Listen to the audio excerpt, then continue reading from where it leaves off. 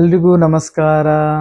ಸ್ಪರ್ಧಾ ತಾರೆ ಕನ್ನಡ ಯೂಟ್ಯೂಬ್ ಚಾನಲ್ಗೆ ಸ್ವಾಗತ ಅಂತ ಹೇಳ್ತಾ, ಇವತ್ತಿನ ವಿಷಯ ಭಾರತ ಸಂವಿಧಾನದಲ್ಲಿ ಕಂಡುಬರುವಂತಹ ಪ್ರಮುಖ ವಿಷಯಗಳಲ್ಲಿ ಒಂದಾಗಿರುವಂತಹ ಅಟಾರ್ನಿ ಜನರಲ್ ಮತ್ತು ಅಡ್ವೊಕೇಟ್ ಜನರಲ್.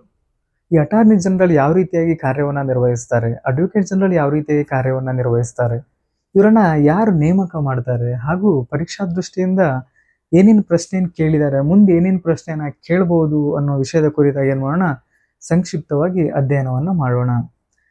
ಹಾಗೆ ಯಾರಾದರೂ ನಮ್ಮ ಚಾನಲ್ನ ಮೊದಲ ಬಾರಿಗೆ ನೋಡ್ತಾ ಇದ್ರಿ, ನಮ್ಮ ಚಾನಲ್ನ ಸಬ್ಸ್ಕ್ರೈಬ್ ಆಗೋದನ್ನ ಮರಿಬೇಡಿ. ಹಾಗೆ ನಾವು ಹಾಕುವಂತ ಎಲ್ಲ ಒಂದು ವಿಡಿಯೋಗಳನ್ನ ಏನ್ ಮಾಡ್ರಿ, ನಿಮ್ಮ ಪರೀಕ್ಷಾ ದೃಷ್ಟಿಯಿಂದ ನೋಡ್ರಿ ಅಂತ ಹೇಳ್ತಾ ನಮ್ಮ ತರಗತಿಯನ್ನ ಆರಂಭ ಮಾಡೋಣ.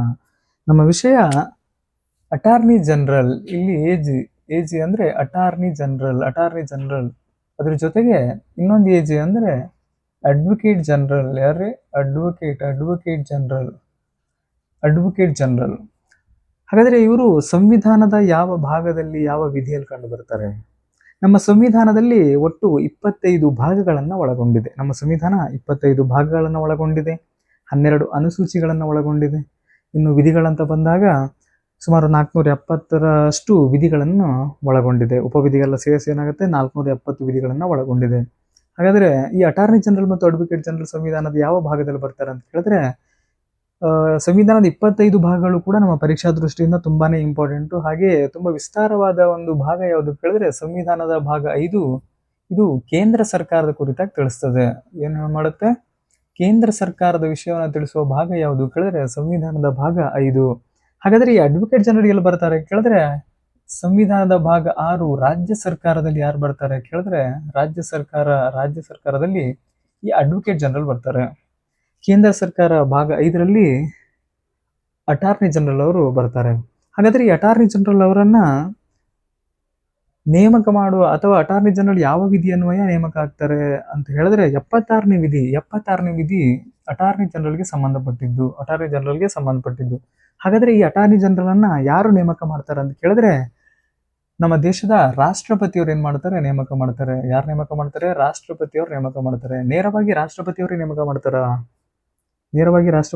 ಮಾಡ್ತಾರಾ? ಇಲ್ಲ, ಅವರೊಂದು ಸಲಹೆ ಮೇರೆಗೆ ಏನ್ ಮಾಡ್ತಾರೆ, ರಾಷ್ಟ್ರಪತಿ ನೇಮಕ ಮಾಡ್ತಾರೆ. ಯಾರ ಸಲಹೆ ಅಂತ ಕೇಳಿದ್ರೆ ಕೇಂದ್ರ ಸರ್ಕಾರ ಅಥವಾ ಕೇಂದ್ರದಲ್ಲಿ ಆಡಳಿತದಲ್ಲಿರುವಂತಹ ಪಕ್ಷ ಏನ್ ಮಾಡುತ್ತೆ, ಒಬ್ಬ ವ್ಯಕ್ತಿಯನ್ನ ಗುರುತಿಸಿ ನೋಡಿ ಇಂಥವ್ರನ್ನ ನಾವು ಅಟಾರ್ನಿ ಜನರಲ್ ಆಗಿ ಮಾಡ್ಬೇಕಂತಿದ್ದೀವಿ ಅಂತ ಹೇಳಿ ರಾಷ್ಟ್ರಪತಿ ಹೇಳ್ತಾರೆ. ರಾಷ್ಟ್ರಪತಿ ಏನ್ ಮಾಡ್ತಾರೆ, ಅವ್ರ ಬಗ್ಗೆ ಸ್ವಲ್ಪ ತಿಳ್ಕೊಂಡು ಏನ್ ಮಾಡ್ತಾರೆ, ಅಟಾರ್ನಿ ಜನರಲ್ ಆಗಿ ಪ್ರಮಾಣ ವಚನ ಬೋಧನೆ ಮಾಡಿ ಏನ್ ಮಾಡ್ತಾರೆ, ನೇಮಕವನ್ನ ಮಾಡ್ತಾರೆ. ಅರ್ಥ ಆಯ್ತಾ? ಹಾಗಾದ್ರೆ ಈ 76ನೇ ವಿಧಿಯನ್ವಯ ರಾಷ್ಟ್ರಪತಿಗಳು ಏನ್ ಮಾಡ್ತಾರೆ, ನೇಮಕ ಮಾಡ್ತಾರೆ. ಹಾಗಾದ್ರೆ ಯಾವ ಒಂದು ಅರ್ಹತೆ ಮೇಲೆ ಅಟಾರ್ನಿ ಜನರಲ್ ನೇಮಕ ಮಾಡ್ತಾರೆ? ಅವ್ರಿಗೆ ಅವ್ರದ್ದೇ ಆದ ಒಂದು ಅರ್ಹತೆ ಇರ್ಬೇಕು, ಹೌದಾ? ನಮ್ಗೆ ಗೊತ್ತಿರುವಂತೆ ಸಾಮಾನ್ಯವಾಗಿ ಅವ್ರಿಗೆ ಯಾವ ಅರ್ಹತೆ ಇರಬೇಕಂತ ಕೇಳಿದ್ರೆ ಭಾರತದ ಪ್ರಜೆ ಆಗಿರ್ಬೇಕು. ಭಾರತದ ಪ್ರಜೆ ಸಾಮಾನ್ಯವಾಗಿ ಭಾರತದ ಪ್ರಜೆ ಆಗಿರ್ಲೇಬೇಕು. ಬೇರೆ ದೇಶದ ಪ್ರಜೆ ತಂದು ನಮ್ಮ ದೇಶದಲ್ಲಿ ಕಾನೂನು ಒಂದು ವಿಷಯದಲ್ಲಿ ನೇಮಕ ಮಾಡ್ಲಿಕ್ಕೆ ಆಗೋದಿಲ್ಲ. ಭಾರತದ ಪ್ರಜೆ ಆಗಿರಬೇಕು. ಅದ್ರ ಜೊತೆಗೆ ಸರ್ವೋಚ್ಚ ನ್ಯಾಯಾಲಯದ ನ್ಯಾಯಾಧೀಶನಾಗುವಂತಹ ಅರ್ಹತೆಯನ್ನ ಒಳಗೊಂಡಿರ್ಬೇಕು. ಸರ್ವೋಚ್ಚ ನ್ಯಾಯಾಲಯ ಅಂದ್ರೆ ಸುಪ್ರೀಂ ಕೋರ್ಟ್ನ ನ್ಯಾಯಾಲಯದ ನ್ಯಾಯಾಧೀಶನಾಗುವಂತ ಅರ್ಹತೆಯನ್ನ ಒಳಗೊಂಡಿರ್ಬೇಕು. ಅದ್ರ ಜೊತೆ ಇನ್ನೊಂದು ಏನಂತ ಹೇಳಿದ್ರೆ ಹೈಕೋರ್ಟ್ನ ಒಂದು 5 ವರ್ಷ ಹೈಕೋರ್ಟ್ನಲ್ಲಿ ನ್ಯಾಯಾಧೀಶನಾಗಿ ಕಾರ್ಯವನ್ನ ನಿರ್ವಹಿಸಿರ್ಬೇಕು.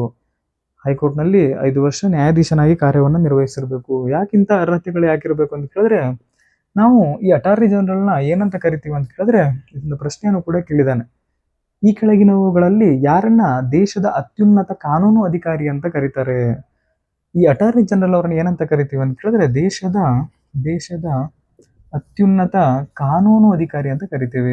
ಅತ್ಯುನ್ನತ ಕಾನೂನು ಅಧಿಕಾರಿ ಅಂತ ಕರಿತೀವಿ. ಹಾಗಾಗಿ ಅವರ ಅರ್ಹತೆ ಏನಿರ್ಬೇಕು ಅಂತ ಕೇಳಿದ್ರೆ ಕಾನೂನಿನ ವಿಷಯದಲ್ಲಿ ಒಂದು ಪಾಂಡಿತ್ಯವನ್ನ ಒಳಗೊಂಡಿರ್ಬೇಕು. ಹಾಗೆ ಇವರ ಅರ್ಹತೆಯಲ್ಲಿ ಬರುತ್ತಲ್ವಾ, ಏನು ಸುಪ್ರೀಂ ಕೋರ್ಟ್ನ ನ್ಯಾಯಾಧೀಶನಾಗುವಂತ ಅರ್ಹತೆಯನ್ನ ಒಳಗೊಂಡಿರ್ಬೇಕು. ಹೈಕೋರ್ಟ್ನಲ್ಲಿ 5 ವರ್ಷ ಏನಾಗಿರ್ಬೇಕು, ನ್ಯಾಯಾಧೀಶನಾಗಿ ಕಾರ್ಯವನ್ನ ನಿರ್ವಹಿಸಬೇಕು. ಅದ್ರ ಜೊತೆಗೆ ರಾಷ್ಟ್ರಪತಿಗೂ ಏನ್ ಅನ್ಸ್ಬೇಕು ಅಂದ್ರೆ ಈತ ಒಬ್ಬ ನ್ಯಾಯ ಪಂಡಿತ, ಉತ್ತಮವಾದ ಕಾನೂನಿನ ಜ್ಞಾನ ಹೊಂದಿದ್ದಾನೆ ಅಂತ ಹೇಳಿ ರಾಷ್ಟ್ರಪತಿಗೆ ಮನವರಿಕೆ ಆದ್ರೆ ಆಗ ರಾಷ್ಟ್ರಪತಿಯವರು ಏನ್ ಮಾಡ್ತಾರೆ, 76ನ ವಿಧಿ ಅನ್ವಯ ನೇಮಕವನ್ನ ಮಾಡ್ತಾರೆ. ಅರ್ಥ ಆಯ್ತಾ? ದೇಶದ ಅತ್ಯುನ್ನತ ಕಾನೂನು ಅಧಿಕಾರಿ ಯಾರು ಅಂತ ಕೇಳಿದ್ರೆ ನೀವು ಏನ್ ಹೇಳ್ಬೇಕು, ಅಟಾರ್ನಿ ಜನರಲ್ ಅಂತ ಹೇಳ್ಬೇಕು. ಹಾಗಾದ್ರೆ ಮುಂದಿನ ವಿಷಯ ಏನಂತ ಕೇಳಿದ್ರೆ ಇವರ ಕಾರ್ಯ ಏನ್ ಕಾರ್ಯ ಮಾಡ್ತಾರೆ? ನೇಮಕ ಆದ್ರೆ ಹೌದಾ, ಏನ್ ಕಾರ್ಯ ಮಾಡ್ತಾರೆ? ನಿಮ್ಗೆ ಗೊತ್ತಿರುವ ಹಾಗೆ ಇವರು ದೇಶದ ಅತ್ಯುನ್ನತ ಕಾನೂನು ಅಧಿಕಾರಿ ಅಂದ್ಮೇಲೆ ಇವರು ಭಾರತ ಸರ್ಕಾರಕ್ಕೆ ಸಂಬಂಧಪಟ್ಟಂತೆ ಕಾನೂನಿನ ಸಲಹೆಗಳನ್ನು ನೀಡ್ತಾರೆ. ಭಾರತ ಸರ್ಕಾರಕ್ಕೆ ಏನಾದರೂ ಕಾನೂನು ವಿಷಯದಲ್ಲಿ ಗೊಂದಲ ಉಂಟಾದರೆ ಸಲಹೆಯನ್ನು ಯಾರು ನೀಡ್ತಾರೆ? ಈ ಅಟಾರ್ನಿ ಜನರಲ್ ಅವರು ನೀಡ್ತಾರೆ. ಹಾಗೆಯೇ ದೇಶದ ಎಲ್ಲ ನ್ಯಾಯಾಲಯಗಳಲ್ಲೂ ಭಾಗವಹಿಸುವಂತ ಅಧಿಕಾರ ಯಾರಿಗಿರುತ್ತೆ ಕೇಳಿದ್ರೆ ಈ ಅಟಾರ್ನಿ ಜನರಲ್ಗೆ ಇರುತ್ತೆ. ಯಾವ ನ್ಯಾಯಾಲಯದಲ್ಲೂ ಕೂಡ ಏನ್ ಮಾಡ್ಬೋದು? ಭಾರತ ಸರ್ಕಾರದ ಪರವಾಗಿ ಭಾಗವಹಿಸಬಹುದು. ಆದ್ರೆ ನೆನ್ಪಿಟ್ಕೊಳ್ರಿ, ಇವರು ಭಾರತ ಸರ್ಕಾರದ ಪರವಾಗಿ ಕಾರ್ಯನಿರ್ವಹಿಸಬೇಕು ಹೊರತಾಗಿ ಭಾರತ ಸರ್ಕಾರದ ವಿರೋಧವಾಗಿ ಕಾರ್ಯವನ್ನು ನಿರ್ವಹಿಸುವಂತಿಲ್ಲ. ಇವರ ಕಾರ್ಯ ಏನು? ಸರ್ಕಾರಕ್ಕೆ ಕಾನೂನು ವಿಷಯದಲ್ಲಿ ಸಲಹೆಯನ್ನ ನೀಡುವಂಥದ್ದು. ಅರ್ಥ ಆಯ್ತಾ? ಹಾಗಾದ್ರೆ ಇವರ ಒಂದು ಅಧಿಕಾರಾವಧಿ ಯಾರ ಅಧಿಕಾರಾವಧಿ? ಅಟಾರ್ನಿ ಜನರಲ್ ಅವರ ಅಧಿಕಾರಾವಧಿ. ನಮ್ಮ ಸಂವಿಧಾನದಲ್ಲಿ ಅಟಾರ್ನಿ ಜನರಲ್ಗೆ ಸಂಬಂಧಪಟ್ಟಂತೆ ಯಾವುದೇ ರೀತಿ ಇಂತಿಷ್ಟೇ ಅಧಿಕಾರಾವಧಿ ಅಂತಿಲ್ಲ. ಆದರೆ ಇವರನ್ನ ನಾವು ಎಷ್ಟು ವರ್ಷಕ್ಕೆ ನೇಮಕ ಮಾಡ್ತೀವಿ ಅಂತ ಕೇಳಿದ್ರೆ ರಾಷ್ಟ್ರಪತಿಯವರು 3 ವರ್ಷಕ್ಕೆ ಏನ್ ಮಾಡ್ತೀವಿ? ಇವರನ್ನ ನೇಮಕ ಮಾಡ್ತೀವಿ. ಹಾಗಾದ್ರೆ 3 ವರ್ಷ ಕಡ್ಡಾಯವಾಗಿ ಮಾಡ್ಲೇಬೇಕಾ? ಹಾಗೇನಿಲ್ಲ. ರಾಷ್ಟ್ರಪತಿ ಎಲ್ಲಿಯವರೆಗೆ ಅವ್ರ ಇಚ್ಛೆ ಇರುತ್ತಲ್ವ ಅಲ್ಲಿವರೆಗೆ ಇವರು 3 ವರ್ಷಗಳ ಕಾಲ ಏನ್ ಮಾಡ್ತಾರೆ? ಅಟಾರ್ನಿ ಜನರಲ್ ಆಗಿ ಕಾರ್ಯನಿರ್ವಹಿಸ್ತಾರೆ. ಒಂದ್ ವೇಳೆ ರಾಷ್ಟ್ರಪತಿಯವರಿಗೆ ಇವರು ನಮ್ಗೆ ಅಟಾರ್ನಿ ಜನರಲ್ ಆಗಿ ಬೇಡ ಅಂತ ಅನ್ಸಿದ್ರೆ ರಾಷ್ಟ್ರಪತಿಯವರು ಏನ್ ಮಾಡೋದು? ಸಾಕಪ್ಪ, ನೀನು 3 ವರ್ಷ ಮಾಡೋದು ಬೇಡ, ಇಲ್ಲಿವರೆಗೂ ಮಾಡಿದ್ ಚೆನ್ನಾಗಿದೆ, ನೀನ್ ಮನೆ ಹೋಗ್ಬಿಡು ಅಂತ ಹೇಳಿ ರಾಷ್ಟ್ರಪತಿಯವರು ಏನ್ ಮಾಡ್ಬೋದು? ಇವ್ರನ್ನ ಕಳಿಸ್ಬೋದು. ಅಥವಾ ಕೇಂದ್ರದಲ್ಲಿರುವಂತ ಪಕ್ಷ ವಿಸರ್ಜನೆ ಆದಾಗ್ಲೂ ಕೂಡ ಇವ್ರು ಏನ್ ಮಾಡ್ಬೋದು? ಮನೆಗೆ ಹೋಗುವಂತ ಪರಿಸ್ಥಿತಿ ಏನಾಗುತ್ತೆ? ಇವ್ರಿಗೆ ಎದುರಾಗುತ್ತೆ. ಹಾಗಾದ್ರೆ 3 ವರ್ಷಕ್ಕೆ ಏನ್ ಮಾಡ್ತಾರೆ? ಇವ್ರನ್ನ ನೇಮಕ ಮಾಡ್ತಾರೆ. ಇವ್ರಿಗಿರುವಂತಹ ಇನ್ನೊಂದು ವಿಶೇಷವಾದ ಅಧಿಕಾರ ಏನು ಅಂತ ಕೇಳಿದ್ರೆ ಪರೀಕ್ಷೆಯಲ್ಲಿ ಅವಾಗ ಕೇಳಿದ್ದಾರೆ. ಬಹಳಷ್ಟು ಸಮಯ ಈ ಒಂದು ಪ್ರಶ್ನೆ ಕೇಳ್ತಾ ಇರ್ತಾರೆ. ಇವರು ಸಂಸತ್ತಿನ ಯಾವುದೇ ಒಂದು ಸದನದ ಸದಸ್ಯ ಆಗಿರೋದಿಲ್ಲ. ಲೋಕಸಭಾ ಸದಸ್ಯನೂ ಆಗಿರೋದಿಲ್ಲ, ರಾಜ್ಯಸಭಾ ಸದಸ್ಯನೂ ಕೂಡ ಆಗಿರೋದಿಲ್ಲ. ಆದ್ರೆ ಸಂಸತ್ತು ಕರೆಯುವ ಎಲ್ಲಾ ಸಭೆ ಅಥವಾ ಜಂಟಿ ಅಧಿವೇಶನಗಳಲ್ಲೂ ಭಾಗವಹಿಸುವಂತ ಅಧಿಕಾರವನ್ನ ಯಾರು ಹೊಂದಿರ್ತಾರೆ ಕೇಳಿದ್ರೆ ಅಟಾರ್ನಿ ಜನರಲ್. ಸಂಸತ್ತಿನ ಯಾವುದು ಸಭೆ ಮತ್ತು ಜಂಟಿ ಅಧಿವೇಶನಗಳಲ್ಲೂ ಕೂಡ ಭಾಗವಹಿಸುವಂತ ಅಧಿಕಾರ ಅಟಾರ್ನಿ ಜನರಲ್ ಅವರು ಹೊಂದಿರ್ತಾರೆ. ಆದ್ರೆ ನೆನ್ಪಿಟ್ಕೊಳ್ರಿ, ಅವರು ಭಾಗವಹಿಸಬಹುದು, ಚರ್ಚೆ ಮಾಡಬಹುದು, ಆದ್ರೆ ಮತದಾನ ಮಾಡುವಂತಿಲ್ಲ.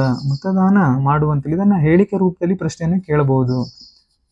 ಏನ್ ಮಾಡಬಹುದು? ಪ್ರಶ್ನೆಯನ್ನು ಕೇಳಬಹುದು. ಅವರು ಸಂಸತ್ ಸದನದ ಚರ್ಚೆಗಳಲ್ಲೆಲ್ಲ ಭಾಗವಹಿಸಬಹುದು, ಸಭೆಗಳಲ್ಲಿ ಭಾಗವಹಿಸಬಹುದು, ಆದ್ರೆ ಮತದಾನ ಮಾಡುವಂತ ಅಧಿಕಾರ ಅಟಾರ್ನಿ ಜನರಲ್ಗೆ ಇರೋದಿಲ್ಲ. ನೆನ್ಪಿಟ್ಕೊಳ್ರಿ. ಹಾಗಾದ್ರೆ ಮತ್ತೆ ಅಟಾರ್ನಿ ಜನರಲ್ ಬಗ್ಗೆ ಮುಂದೆ ನೋಡೋದಾದ್ರೆ ಪ್ರಸ್ತುತ ನಮ್ಮ ದೇಶದ ಅಟಾರ್ನಿ ಜನರಲ್ ಯಾರಿದ್ದಾರೆ? ಪ್ರಸ್ತುತ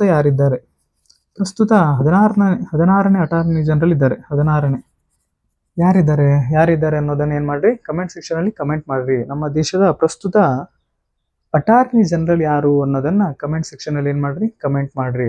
ಹಾಗಾದ್ರೆ ಸ್ವತಂತ್ರ ನಂತರ ಭಾರತದ ಮೊದಲ ಅಟಾರ್ನಿ ಜನರಲ್ ಯಾರು ಅಂತ ಕೇಳಿದ್ರೆ ಮೊದಲ ಅಂತ ಬಂದಾಗ MC ಶೆಟಲ್ವಾಡ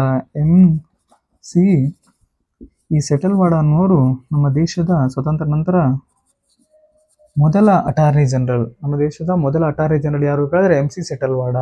ಹಾಗೆ ಇನ್ನೊಂದು ಪ್ರಶ್ನೆ ಏನ್ ಕೇಳ್ಬೋದು? ಭಾರತದ ಅತಿ ದೀರ್ಘಾವಧಿಯ ಅಟಾರ್ನಿ ಜನರಲ್ ಯಾರು ಅಂತ ಪ್ರಶ್ನೆ ಕೇಳಿದ್ರೆ ಅದು ಕೂಡ ಇವರೇ ಆಗ್ತಾರೆ. ಯಾಕಂತಂದ್ರೆ ಇವರು 1950ರಿಂದ 1963 ಅಂದ್ರೆ ಸುಮಾರು 13 ವರ್ಷಗಳ ಕಾಲ ಅಟಾರ್ನಿ ಜನರಲ್ ಆಗಿ ಏನ್ ಮಾಡಿದ್ರು? ಕಾರ್ಯವನ್ನ ನಿರ್ವಹಿಸಿದ್ದಾರೆ.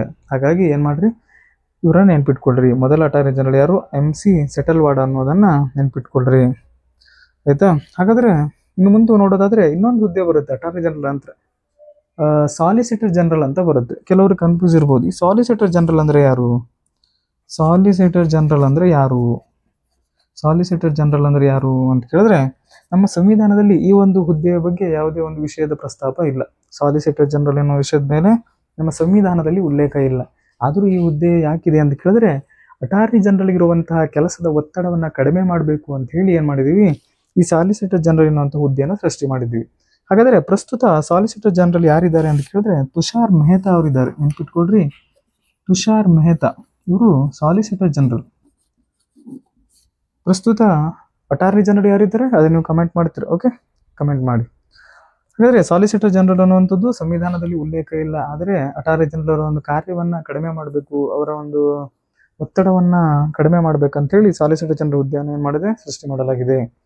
ಇದಿಷ್ಟೇನಾಯ್ತು ಕೇಂದ್ರ ಸರ್ಕಾರದಲ್ಲಿ ಬರುವಂತ ಅಟಾರ್ನಿ ಜನರಲ್. ಹಾಗಾದ್ರೆ ಇಲ್ಲಿ ನಮ್ಮ ಪಕ್ಕದಲ್ಲಿ ಯಾರು ಬರ್ತಾರೆ ಕೇಳಿದ್ರೆ ಇವರು ಅಡ್ವೊಕೇಟ್ ಜನರಲ್. ಇವ್ರು ಏನಾಗಿರ್ತಾರೆ? Advocate general. ಇವ್ರು ಎಲ್ಲಿ ಬರ್ತಾರೆ ಸರ್? ಇವ್ರು ಎಲ್ಲಿ ಬರ್ತಾರೆ ಕೇಳಿದ್ರೆ ರಾಜ್ಯ ಸರ್ಕಾರದಲ್ಲಿ ಬರ್ತಾರೆ. ಸಂವಿಧಾನ ಭಾಗ 6 ರಾಜ್ಯ ಸರ್ಕಾರದ ಕುರಿತು ಏನ್ ಮಾಡುತ್ತೆ ತಿಳಿಸುತ್ತೆ.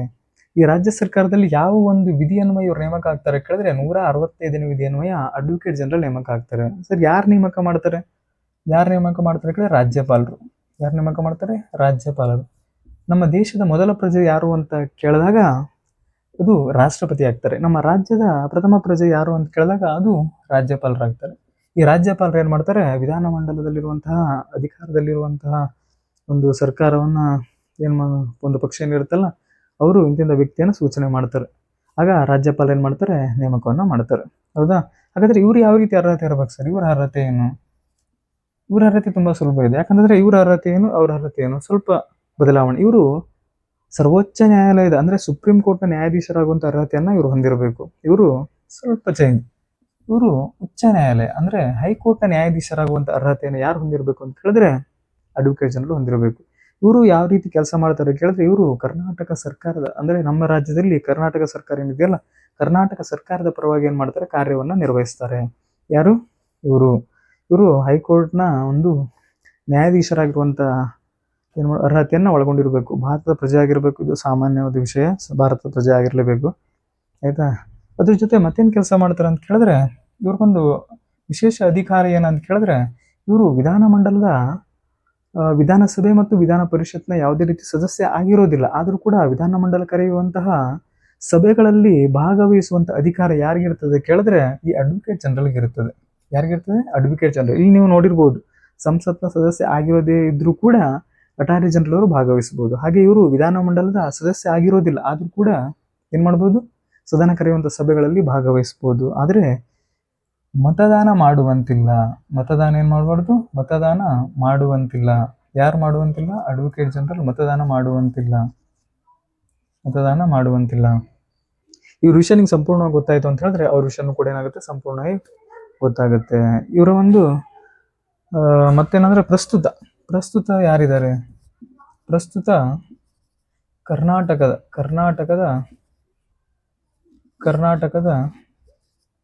Advocate general. ಇದನ್ನು ಏನ್ ಮಾಡ್ರಿ? ಕಮೆಂಟ್ ಸೆಕ್ಷನ್ ಅಲ್ಲಿ ಕಮೆಂಟ್ ಮಾಡಿ ತಿಳಿಸ್ರಿ. ಪ್ರಸ್ತುತ ಕರ್ನಾಟಕದ ಅಡ್ವೊಕೇಟ್ ಜನರಲ್ ಯಾರಿದ್ದಾರೆ ಅನ್ನೋದನ್ನ ಕಮೆಂಟ್ ಸೆಕ್ಷನ್ ಅಲ್ಲಿ ಕಮೆಂಟ್ ಮಾಡಿ ತಿಳಿಸ್ರಿ. ಇವತ್ತಿನ ದಿನದಲ್ಲಿ ನಾವು ಏನ್ ಮಾಡಿದ್ವಿ? ಅಟಾರ್ನಿ ಜನರಲ್ ಮತ್ತು ಅಡ್ವೊಕೇಟ್ ಜನರಲ್ ಬಗ್ಗೆ ಒಂದು ಸಂಕ್ಷಿಪ್ತವಾದ ಮಾಹಿತಿಯನ್ನು ತಿಳ್ಕೊಂಡ್ವಿ. ಮುಂದಿನ ದಿನದಲ್ಲಿ ಮತ್ತೆ ಸಂವಿಧಾನಕ್ಕೆ ಸಂಬಂಧಪಟ್ಟಂತ ಎಲ್ಲಾ ವಿಷಯಗಳ ಕುರಿತು ಏನ್ ಮಾಡೋಣ? ಚರ್ಚೆಯನ್ನು ಮಾಡೋಣ. ನೀವೇನ್ ಮಾಡ್ರಿ? ನಮ್ಮ ತರಗತಿಯನ್ನ ಪ್ರತಿನಿತ್ಯ ನೋಡ್ರಿ. ಹಾಗೆ ನಮ್ಮ ಚಾನಲ್ನ ಸಬ್ಸ್ಕ್ರೈಬ್ ಆಗ್ರಿ. ನಿಮ್ಮ ಸ್ನೇಹಿತರಿಗೂ ಕೂಡ ಏನ್ ಮಾಡ್ರಿ? ಶೇರ್ ಮಾಡ್ರಿ ಅಂತ ಹೇಳ್ತಾ ಇವತ್ತಿನ ತರಗತಿಯನ್ನ ಮುಗಿಸೋಣ. ಎಲ್ರಿಗೂ ಒಳ್ಳೇದಾಗ್ಲಿ. ನಮಸ್ತೆ.